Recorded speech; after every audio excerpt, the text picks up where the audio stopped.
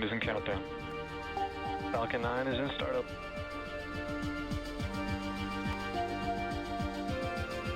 Dragon, SpaceX, go for launch.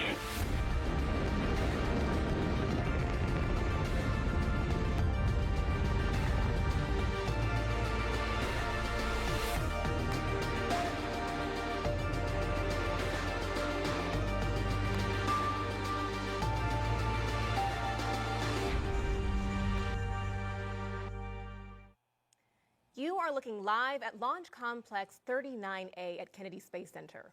In just over 20 minutes, this Falcon 9 rocket will lift off, carrying the 28th Commercial Resupply Services mission from both NASA and SpaceX to the International Space Station. Good morning and welcome to live coverage of the CRS-28 launch. I'm NASA's Jasmine Hopkins. Fueling of the Falcon 9 began about 15 minutes ago, and we're counting down to an instantaneous launch at 11:47 a.m. Eastern Time. This mission will deliver about 7,000 pounds of science, supplies, and equipment to the space station. And these missions help NASA and our partners continue research to better our life right here on Earth and help us as we explore deep space.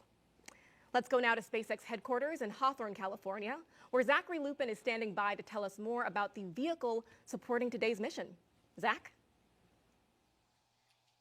Thanks, Jasmine. Hello, everyone. My name is Zachary Lupin, and I'm an avionics reliability engineer here at SpaceX. And it's great to be covering today's mission in partnership with NASA. On your screen right now is a live view of SpaceX's two-stage Falcon 9 rocket with our Dragon spacecraft at the very top. Dragon is one of the few vehicles that can deliver significant cargo to the space station and the only vehicle that can deliver cargo from it. And to date, Dragon has visited the station 37 times and transported 280,000 pounds of cargo back and forth from the orbiting laboratory. Below Dragon is our Falcon 9 vehicle, which is actually two rockets in one. The lower part, also the largest part of the rocket, is called the first stage. It has 9 Merlin 1D engines, which accelerate the vehicle through the Earth's atmosphere and into various orbits in space. At the top of the first stage is the black inner stage, and above that is the Falcon 9 second stage.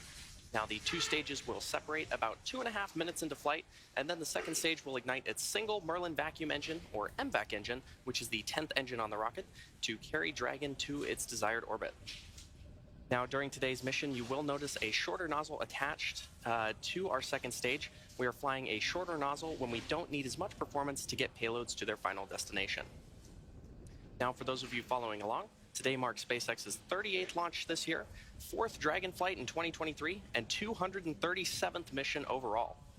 Now, Falcon 9 and Dragon were both designed with reflight in mind, and the vehicle hardware is built to support multiple missions with minimal refurbishment. Today's Dragon is flying for its 4th time and also marks SpaceX's 20th reuse of the vehicle. And the Falcon 9 first stage is flying for its 5th time, and we plan to recover and fly both the vehicle and the spacecraft again in the future. So far, we've reflown 170 first stages, including both Falcon 9 and Falcon Heavy, and we're planning to recover this booster on our drone ship, a Shortfall of Gravitas, which is currently stationed off the coast of Florida in the Atlantic Ocean. And if successful, this will mark the 198th recovery of an orbital-class rocket. Now, as the clock ticks closer to T0, let's head over to NASA's Megan Cruz at Cape Canaveral to talk about today's weather. Megan? Thank you, Zach, and good morning, everyone. Welcome into Hangar AE at nearby Cape Canaveral Space Force Station. This is where I can monitor the launch team as they take us through today's countdown. So far, hearing a lot of good things over the nets. The vehicle is healthy, the team working no issues, the range is green, meaning our path from here to the International Space Station is clear and safe. And the weather, which has been the issue all weekend, forcing the team to stand down Saturday and Sunday attempts. Today, we are 80% go. You can see those watch items on the bottom left of your screen. Launch Weather Officer Arlena Moses will be monitoring a few showers she expects to move into the area during launch. And I know some of you out there, you might be thinking it seems a little windy out here, but those winds are well below any concerns for launch. And as for the weather around the booster recovery area yesterday, high seas kept us from launching, but today, check out this live look from SpaceX's drone ship out in the Atlantic. Conditions are still a little rough out there, but better than yesterday. Hence, again, that 80% go for launch in just about 17 minutes. So right now, SpaceX is fueling Falcon 9 RP-1, or rocket-grade kerosene load, is complete. Super chilled liquid oxygen is being loaded into the first and second stage. You see those white clouds completely normal. That's some of the liquid oxygen venting off. SpaceX vents off some of that LOX to maintain the right pressure in the tanks. And those clouds form when the liquid oxygen makes contact with Florida's humid air. Our instantaneous launch opportunity today, 11:47 and 0 seconds Eastern Time, if we want to dock with the International Space Station on Tuesday, June 6th. For more on that, let's head over to Shaniqua Vereen inside NASA's Mission Control Center. Thanks, Megan, and welcome to the International Space Station Flight Control Room. I am Shaniqua Vereen, live at the Johnson Space Center here in Houston, Texas. The team of flight controllers at Mission Control Houston today is being led by Flight Director Scott Stover. Teams here in Mission Control will really jump into action tomorrow night into early Tuesday morning as Cargo Dragon approaches the International Space Station. There are currently 7 crew members living and working aboard the station.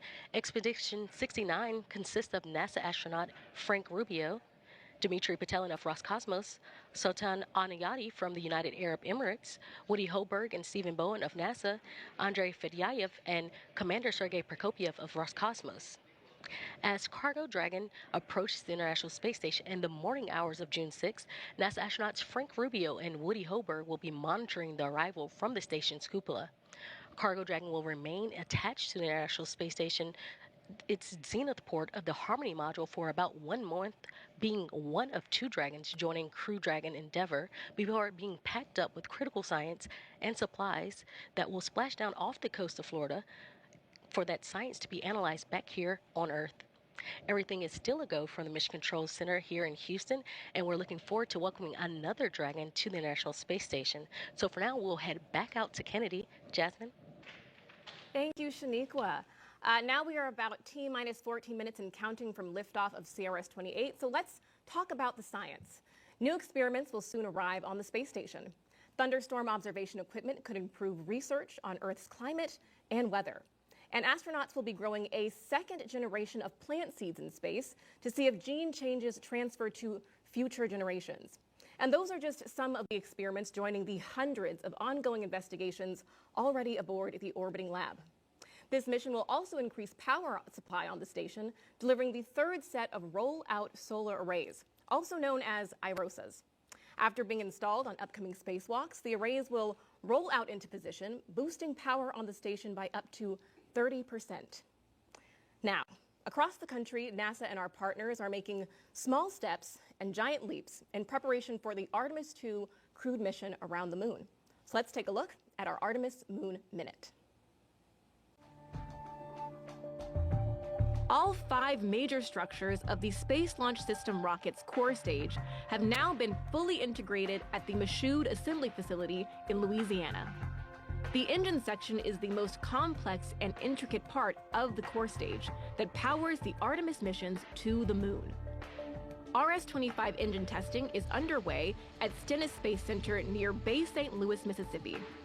This test is part of a 12-test series that will certify the new design for crewed Artemis missions.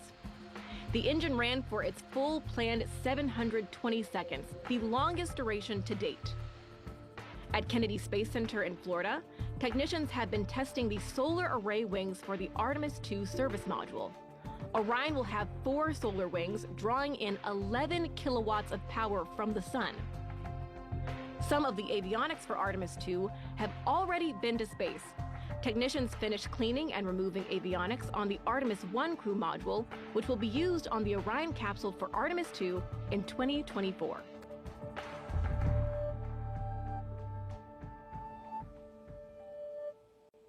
Now we are at T-minus 12 minutes and counting from the liftoff of the 28th Commercial Resupply Services mission from both NASA and SpaceX to the International Space Station. So let's bring back Zach now to tell us more about Dragon's flight history. Zach? Thanks, Jasmine. For those of you following along, you'll know that it's already been a very busy year and couple of weeks for Dragon vehicles at the International Space Station. CRS-28 marks SpaceX's 4th Dragon mission of 2023, following the launches of Crew 6, CRS-27, and AX-2. The Dragon spacecraft supporting today's mission will be joining Crew 6 and Dragon Endeavour, which have been on station since March. Now, in order to make room for AX-2 and CRS-28 at the Harmony Zenith port on the ISS, the 4 members of Crew 6 underwent a port relocation on May 6th. And put another way, Dragon moved parking spots to make room for the incoming Dragons. A few weeks later, on Sunday, May 21st, Dragon and the crew of AX-2 lifted off from historic Launch Complex 39A at NASA's Kennedy Space Center and arrived at station about 15 and a half hours later. And this is Dragon's fastest launch to docking time for a human spaceflight mission. After 8 days of living and conducting research on the space station, Dragon Freedom undocked from the orbiting laboratory and returned the AX-2 crew back to planet Earth off the coast of Florida at 11:04 p.m. Eastern on Tuesday, May 30th. And this made room for the Dragon vehicle supporting today's mission. From the beginning, Dragon was designed to fly cargo and humans to and from space. And since Dragon's first visit to the space station in May 2012, we've come a long way. In that time, as I mentioned earlier, Dragon has visited the ISS 37 times, and 9 of those missions carried crew. In fact, the first time Dragon flew people was just about 3 years ago with SpaceX and NASA's Demo 2 mission to the space station. NASA astronauts Bob Behnken and Doug Hurley took the first flight on Dragon on May 30th, 2020, returning human spaceflight capabilities to the United States for the first time since the space shuttle retired in 2011. The launch of Demo 2 also marked the first time in history that a commercial company successfully took astronauts to orbit. And since then, SpaceX has launched a total of 10 human spaceflight missions to space.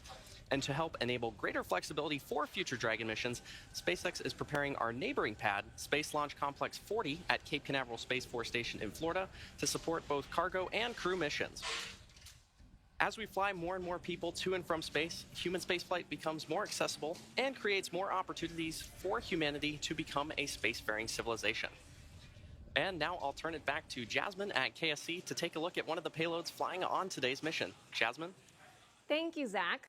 One experiment on CRS-28 could be used to predict your risk for certain diseases, aging, and how our bodies heal. Earlier this week, I got the chance to speak with the brains behind Genes in Space 10.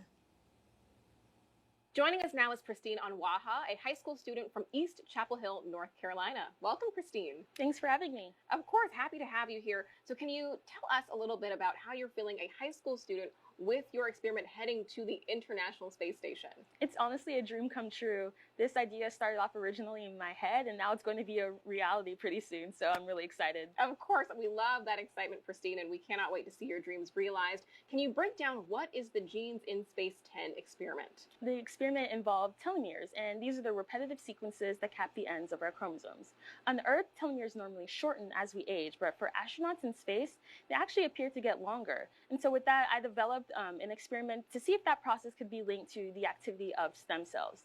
Now, in the development of that experiment, something really important was measuring telomere length. But it turns out that isn't something that can really be done on the ISS. Instead, experiments involving DNA length measurement need to be sent down to Earth, and that costs time and resources. So with that, the Genes in Space team and I got thinking, what if we developed an experiment that could help address that? And so we developed an experiment that will allow astronauts on the ISS to detect a 4-fold difference in DNA length. And so with that, it opens the door up for more kinds of research to be done on the ISS, such as into genetic monitoring, because being in space makes you more prone to genetic mutations. So that's something that can help with that.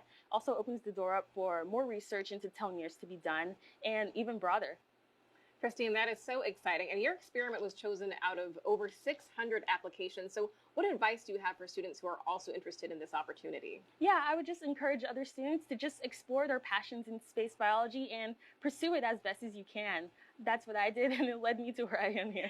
Exactly. Very excited to have you here. And tell me, what are your plans after high school? I mean, you've got some great things on the horizon, right? Yeah, so in the fall, I'll be headed off to UNC Chapel Hill. I'm planning on studying either biology or biochemistry, and I'm really excited to get more involved with biological research in the future, especially space biology.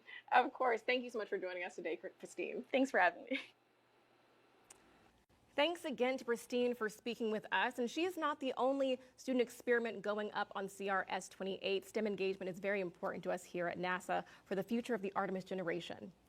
All right, now we are just about 7 minutes and counting until liftoff of CRS-28. So let's bring back Megan here on Florida's Space Coast and Zach live at SpaceX headquarters in Hawthorne, California, to walk us through the final moments of the countdown.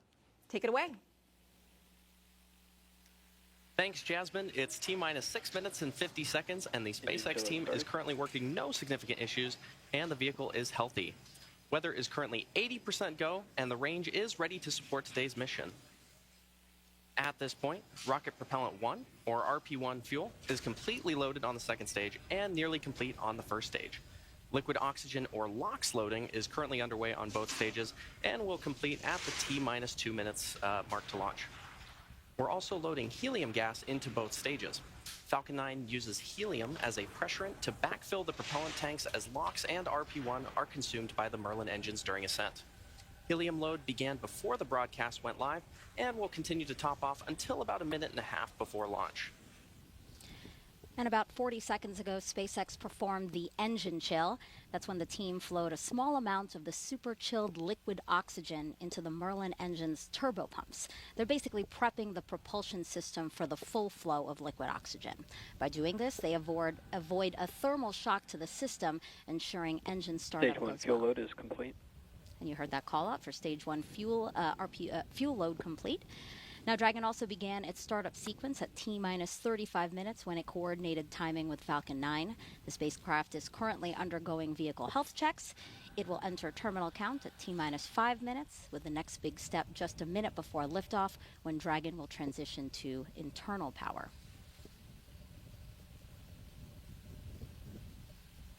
Now, you may have noticed those white clouds around the vehicle. Those are completely normal.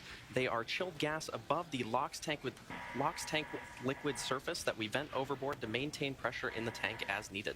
And when that gas comes out into contact with the warm, humid Florida air, the air condenses into clouds and water. Now, Here at the eye, Bob. for now, we should see the Count. Falcon 9 tanks are pressurizing for strong back the retract. transporter erector. Dragon is internal The count and transporter erector, internal or power. The transporter erector, or TE, is used for vehicle rollout and to route propellants and electrical power to the vehicle in preparation for launch. And once those clamp arms have fully opened, the TE will then retract away from the rocket in preparation for liftoff. We have a hot mic on the countdown net. All parties check your key panels. Strong back lower has started. We should see those clamp arms opening in about 15 seconds from now.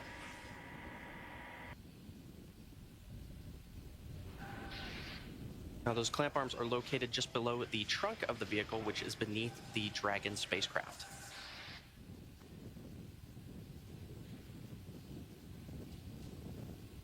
And there you can see those clamp arms beginning to open around the booster.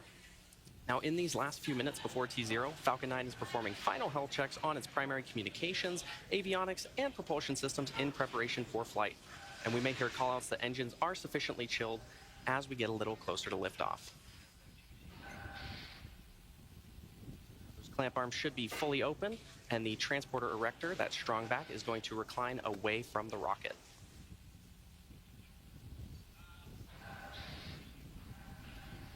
Now, you may have noticed in some of these shots, the Falcon 9 booster supporting today's mission is covered in quite a bit of soot, and that is because it previously supported NASA Crew 5, GPS-3, Space Vehicle 6, Inmarsat 6F2, and one Starlink mission.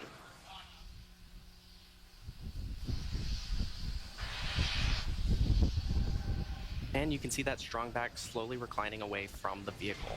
Stage 1 LOX load is complete. This launch will bring about 7,000 pounds of hardware, crew supplies, and science to the space station. One research project will study the effects of space on human DNA. Another will study the effects on plant DNA. Findings from both could help us advance things here on Earth, but also prepare us for future, farther missions into space.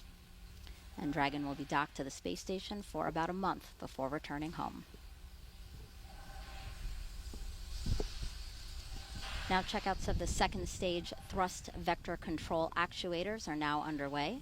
This is often referred to as an engine wiggle test. This is when SpaceX moves the thrust nozzles slightly to make sure the guidance hardware is ready for flight. SpaceX will do the exact same test on the first stage engines, but that happens just seconds before ignition.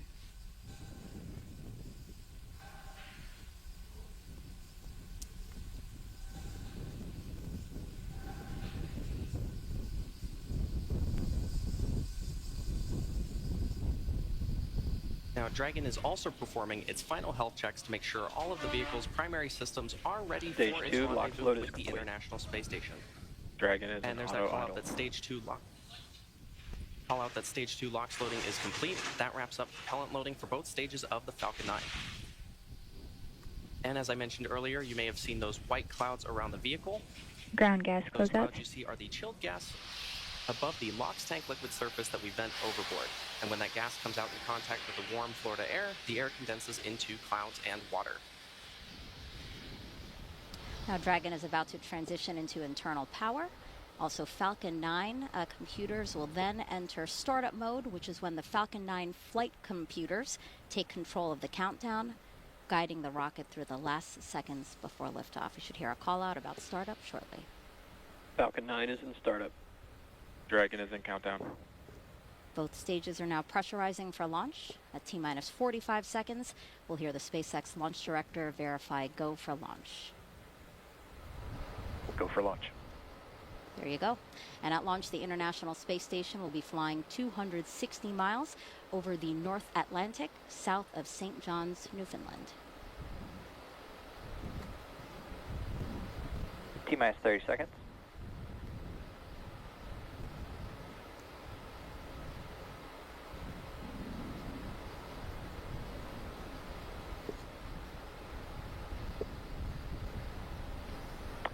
Seconds.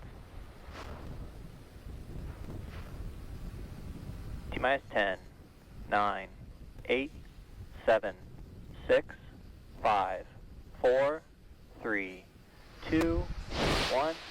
Ignition, engines full power, and liftoff of CRS-28. Go Falcon, go Dragon. Liftoff of about 7,000 pounds of science and cargo, including a new pair of solar arrays to boost power on the space station.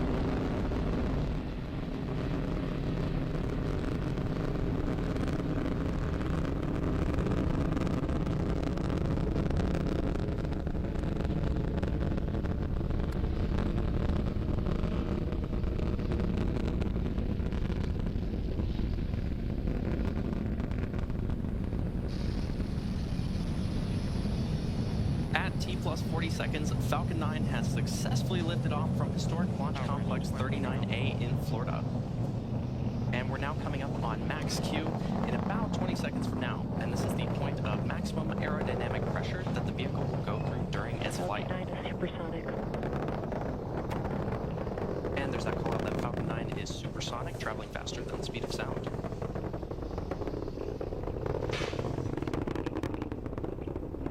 Max Q. And there you heard the call out for max Q. Coming up next are 3 events back to back, the first of which is main engine cutoff, or MECO, and this is when all 9 Merlin 1D engines on the first stage shut down. After those 9 engines shut down, the first and second stages will separate, and this is also called out over the nets as stage separation. From there, the second stage will ignite its Merlin vacuum engine to boost Dragon to low Earth orbit during SES, or second engine start one. And this whole sequence takes about 15 seconds.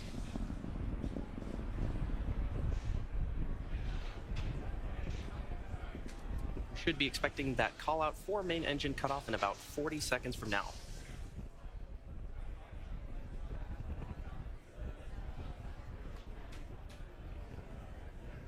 Some amazing views of our Falcon 9 vehicle as it takes our Dragon spacecraft to orbit.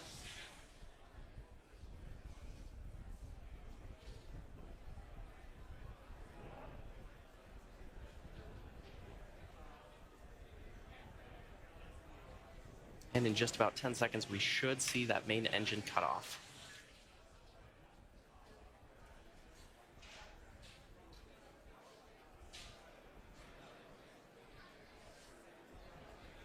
MECO. Stage separation.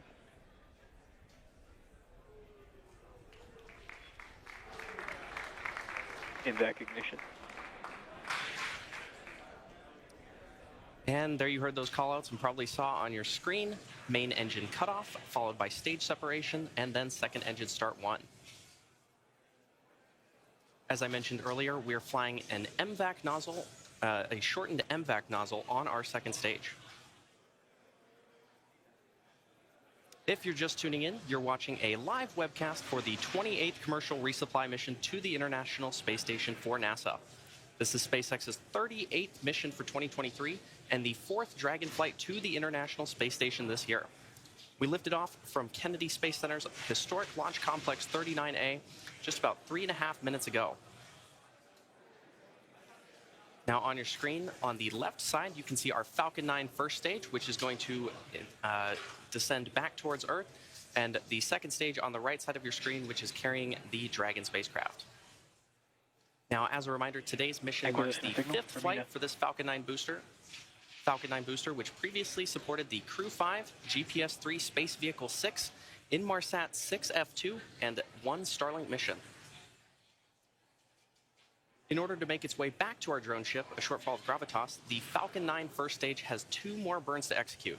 The first is the entry burn, where 3 of the Merlin engines will reignite. This helps slow the stage down as it re-enters the upper part of the Earth's atmosphere. The entry burn is followed by the landing burn, and this is a single engine burn that brings the vehicle's speed down rapidly in order to land on the drone ship. Now, occasionally with the Falcon 9 first stage on the left side of your screen, you may see some small white puffs, and those are nitrogen gas bursts that are used for attitude control. You can also see there on your screen a pair of the hypersonic grid fins. Falcon 9 is equipped with 4 of these grid fins, which are comprised of titanium, and they are positioned near the top of the first stage. Once in the atmosphere, stage 1 is only using the grid fins for steering as it makes its return to Earth. And these grid fins orient the rocket during re-entry and guide the rocket during its descent.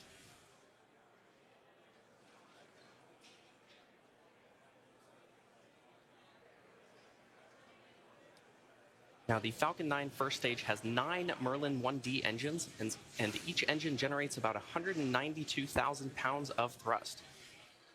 On the second stage is the MVAC engine, which has a slightly wider nozzle, and the vacuum engine generates about 203,000 pounds of thrust.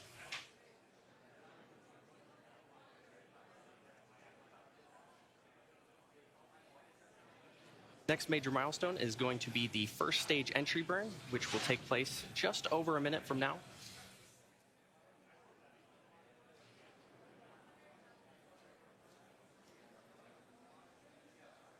There you can see an amazing view of our stage 2 with its shortened MVAC nozzle.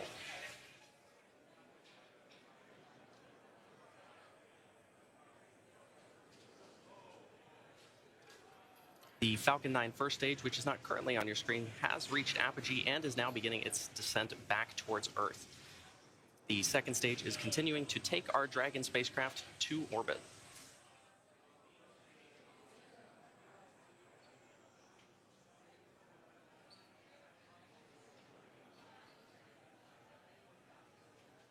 And we should see that first stage entry burn begin in about 15 seconds from now on the left side of your screen.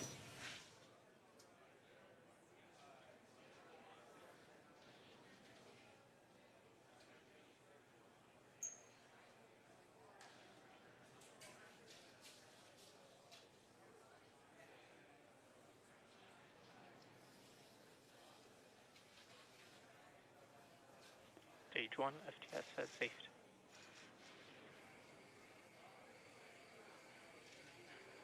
Stage 1 entry burn The second startup. stage on the right side of your screen. And there's that call out for stage 1 entry burn startup on the left side of your screen. The second stage is continuing to take our Dragon spacecraft to orbit.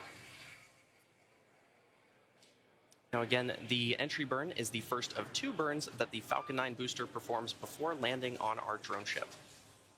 Stage 1 entry burn shutdown. And there's that confirmation of stage 1 entry burn shutdown. As we get closer to first stage landing, it's good to note that the Falcon 9 first stage is equipped with 4 landing legs made of state-of-the-art carbon fiber with aluminum honeycomb. These landing legs are placed symmetrically around the base of the rocket and deployed just prior to landing. And if successful, this landing will mark the 198th time that we've recovered a first stage booster, including both Falcon 9 and Falcon Heavy missions.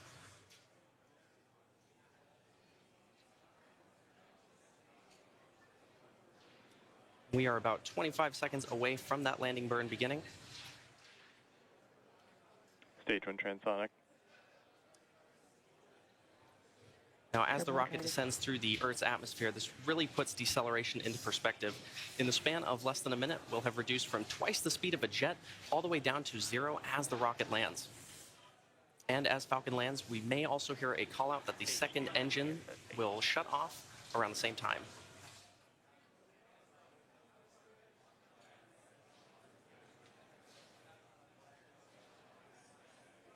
Stage 1 landing burn.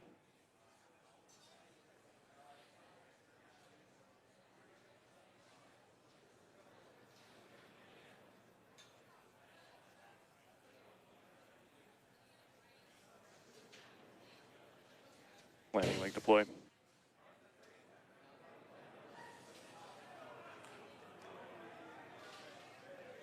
Stage 1 landing confirmed. And there you have it. The Falcon 9 first stage that supported today's mission has landed for its 5th time, having previously supported Crew 5, GPS 3, Space Vehicle 6, Inmarsat 6F2, and a Starlink mission. Today's landing also marks the 198th successful landing for an orbital class rocket. You may have also heard confirmation of good orbit. Acquisition of signal, Newfoundland. At T plus 9 minutes and 30 seconds into the mission, we are coming up on the last major task for Stage 2, commanding separation of Dragon a couple minutes from now. And we expect to have video of Dragon separation from the top of the second stage, which looks into the trunk. CRS-28 will be joining the Crew 6 vehicle, currently on orbit, so we'll be back to having 2 Dragon spacecraft docked at the International Space Station. As for cargo, today we will be delivering more than 7,000 pounds of science, research, crew supplies, and vehicle hardware to the orbital laboratory and its crew. To date, SpaceX has sent and brought back over 280,000 pounds of crew and cargo to and from the space station.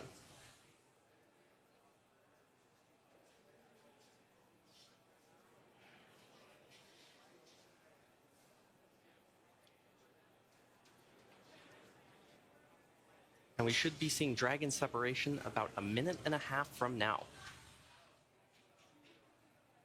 As a reminder, this is the 4th flight for this Dragon capsule, having previously supported CRS-21, CRS-23, and CRS-25 to the space station. Today's flight also marks the 20th reuse of a Dragon vehicle overall. Now, Dragon has 16 Draco thrusters on board, each with the capability to deliver 90 pounds of force. There are 4 pairs of 3 thrusters spaced evenly around the capsule, as well as 4 forward bulkhead thrusters underneath the nose cone. Now, notably, today's Dragon does not have super Draco thrusters, seats, or life support systems, as it's not carrying crew. And this saves on weight and space, and also allows for a faster refurbishment time.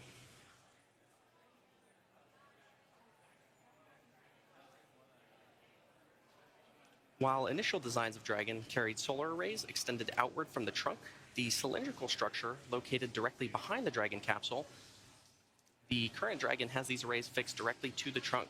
And you may see at some point both a light and a dark side of the trunk, and that dark side is actually those solar panels, while the light side is a radiator to help cool the spacecraft.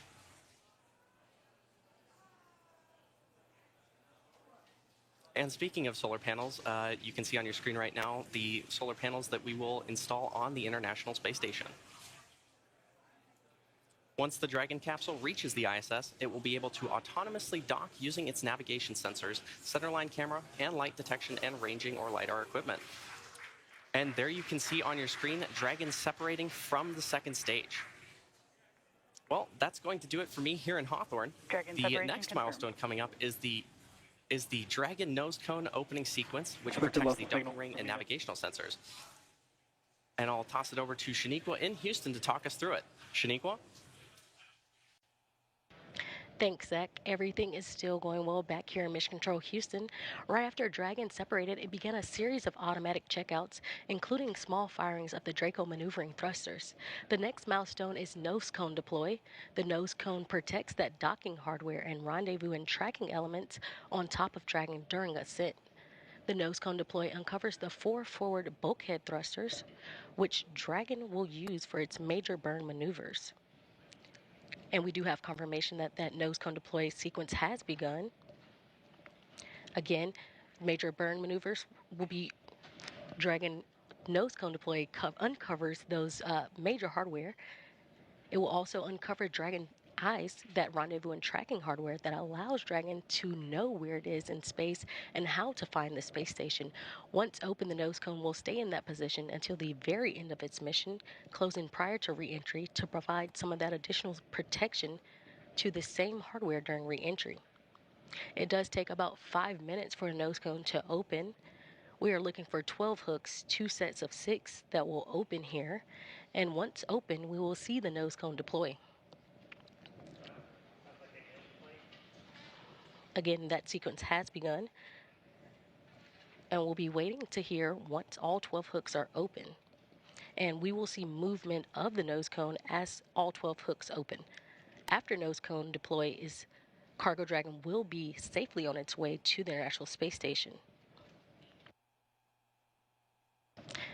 If you're just joining us, NASA and SpaceX's 28th commercial resupply mission launched from Pad 39A at the Kennedy Space Center in Florida at 10:47 a.m. Central Time, 11:47 a.m. Eastern Time, and is currently in orbit. We're standing by now for nose cone deploy. Dragon is filled with over 7,000 pounds of cargo and supplies, including a variety of science investigations, hardware, and fresh foods for the crew on station. Some of those fresh foods that will be delivered include apples, grapefruits, oranges, cherry tomatoes, and blueberries. Dragon will dock to the zenith or space-facing side of the Harmony module, just recently freed up by Dragon Freedom, which brought up the Axiom 2 crew. The Axiom 2 crew aboard the SpaceX Dragon Freedom spacecraft safely splashed down off the coast of Florida at 10:04 p.m. Central Time, 11:04 p.m. Eastern on May 30th, 2023. The crew's return officially concluded the second all-private astronaut mission to the International Space Station. Axiom 2 commander and retired NASA astronaut Peggy Whitson ended her 8-day mission with a new record of 675 days in space, the most of any American or woman. And while we're discussing records, NASA astronaut Frank Rubio will end his mission this fall, breaking a record of his own. Rubio will return to Earth aboard a Russian Soyuz spacecraft no earlier than September 27th, and in his stay aboard the orbiting laboratory, having logged a total of at least 371 days in orbit. That tour of duty will beat the previous record of 355 days set by NASA astronaut Mark Vande Hei in 2022. Joining Rubio on station are 6 other crew members living and working aboard the International Space Station. Expedition 69 also includes Dmitry Petelin from Roscosmos, Sultan Adiyati from the United Arab Emirates, Woody Hoberg and Stephen Bowen of NASA, Andrei Fedyaev and Commander Sergei Prokopyev of Roscosmos. All crew members are awake, and after enjoying a midday meal, some are headed to exercise, while others are headed to do some spacewalk procedure reviews.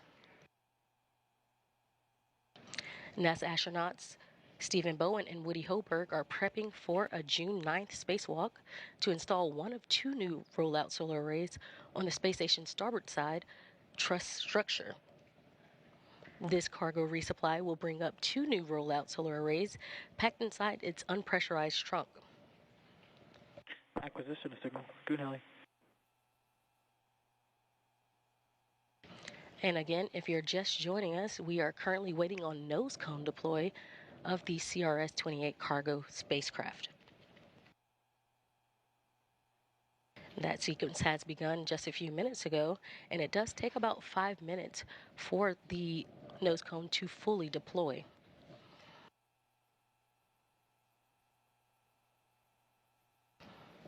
After confirmation of nose cone, that the nose cone has been deployed, we will have a special guest join me for a quick interview. He will talk a little more on what Dragon is bringing up and its benefits to the International Space Station.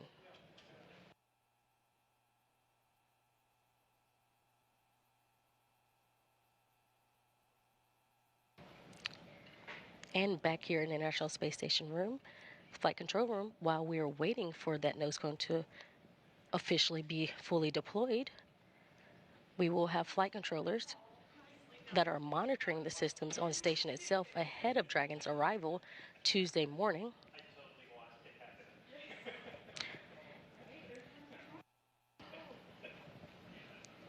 Again, once the nose cone is fully deployed, we will have Cargo Dragon on its way to the International Space Station. Once Dragon does cross that approach ellipsoid, which is that mythical sphere around the space station, flight controllers here in Mission Control Houston will begin joint operations with SpaceX teams in Hawthorne, California. Again, we will have NASA astronauts Frank Rubio and Woody Hoburg, who will be monitoring the approach and arrival of Dragon with a planned docking time on Tuesday morning at 4:50 a.m. Central Time, 5:50 a.m. Eastern Time. Once Cargo Dragon is docked to the station, Rubio and Hoburg will begin hatch operations to open the hatches between the International Space Station and Cargo Dragon.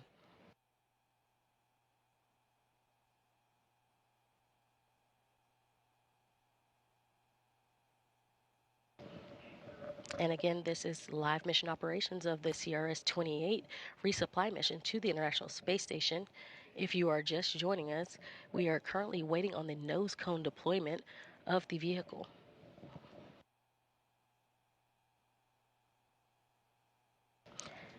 And we currently see that nose cone currently opening.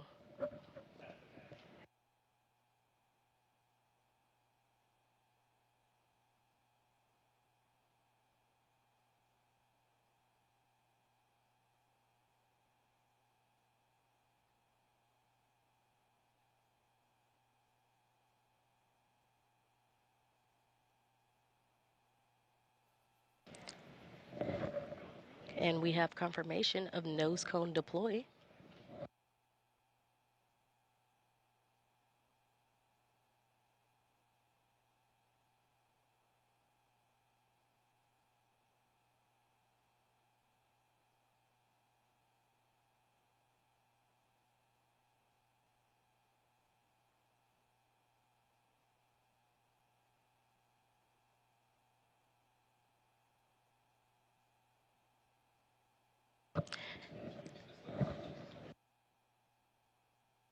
And there we have it. We have nose cone confirmation of deployment. And now joining me on the phone is manager of the International Space Station Transportation and Integration Office, Phil Dempsey. Hi, Phil. Hey, Shaniqua. Thanks for joining me. And as we get into it, can you outline the major activities for the crew with CRS-28? I know we talked some of what's being brought up, but can you go a little more in depth for us? Sure. During this mission, there's quite a bit of research that has to be done. So the crew will start, unloading the Cargo Dragon. There'll be actually quite a bit of research that's done in time to complete it and return those samples to the ground at the end of this dock mission. As well as that, we're carrying up some IROSIS, external solar arrays that have to be installed with a couple of EVAs during this mission. Of course, and these resupply missions, just like you mentioned, are delivering science, hardware, and other cargo to the station. I know one key delivery on CRS-28 includes a pair of ISS rollout solar arrays. Can you discuss what the plan is for these arrays and what the importance is for station? Yeah, absolutely. So as you know, the ISS program is extending operations to 2030. The robustness of the vehicle has been one of the key factors in our ability to do so. One thing we've seen is expected degradation of solar array performance over time. So these IROSIS will enable us to get back to beginning of life power levels. With this pair on the SpaceX 28 mission, we'll have augmented 6 of our 8 power channels further enabling the ISS program to continue full research utilization without interruption. That's why we're here in the first place. Thank you. And as always, I know it's a busy time aboard the International Space Station with cargo vehicles coming and going and multiple planned spacewalks. How complex will the next few months be for the station program and the global partnership? Sure. Well, as always, there's a lot going on. First we have the spacewalks to install the IROSAs, which I just mentioned. Those are actually some of the most complex that our crew performs. Not long after completing those, we're looking forward to the NG-19 cargo resupply mission later this summer, bring up more critical supplies and research. And then we're not too far away from the next crew rotation missions on both the SpaceX Crew Dragon and the Soyuz spacecraft. So we're definitely looking at some complex choreography, but we've got extremely capable teams across the world making it all happen. Thank you so much. And we again appreciate you for joining us today. All right. Thank you, and have a great day. It's good to see a good launch today. Perfect. Thanks, Phil. Join us again early Tuesday morning at 3:15 a.m. Central Time for live coverage of docking for CRS-28. Again, everything is on track on the International Space Station side, so that'll do it for us here in Mission Control Houston. Now back over to you, Kennedy. Jasmine? Thank you, Shaniqua. Yet another beautiful launch from Florida's Space Coast. And that's going to wrap up our launch coverage of the 28th Commercial Resupply Services mission from NASA and SpaceX. Thanks again for joining us, and we'll leave you with a replay of today's launch. Until next time, go NASA, go SpaceX, and go CRS-28.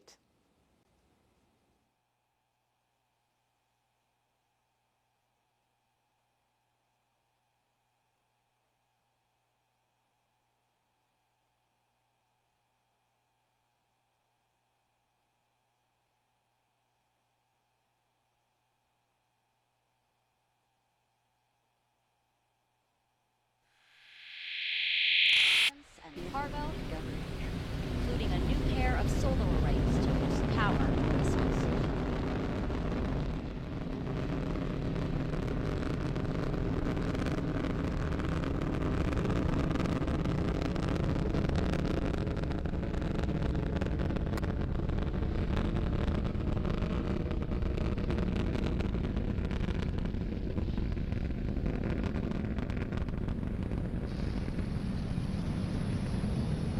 At T plus 40 seconds, Falcon 9 has successfully lifted off from historic launch complex 39.